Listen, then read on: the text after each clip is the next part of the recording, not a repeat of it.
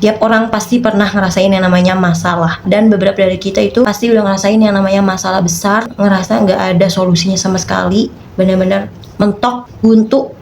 Kita juga ngerasa kayaknya ini masalah bakal ngancurin kita pelan-pelan. Tapi kita harus yakin kalau semua ini itu ujian dari Allah. Dan Allah nggak akan ngasih ujian melebihi batas kemampuan hambanya.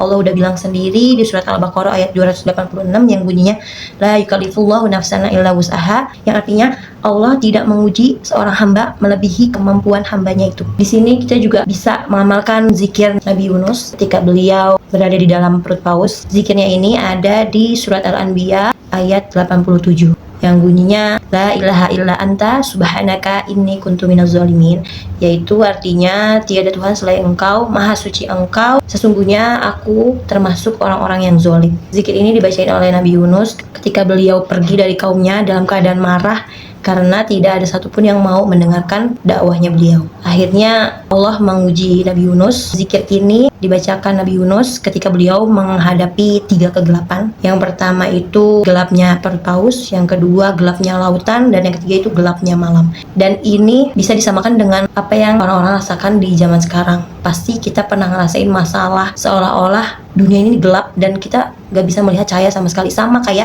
yang dirasain Nabi Yunus waktu beliau ada di dalam perut paus.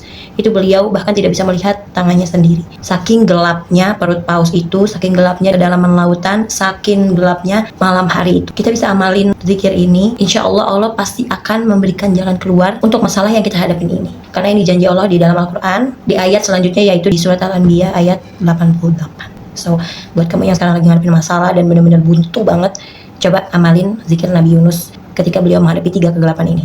Semangat guys!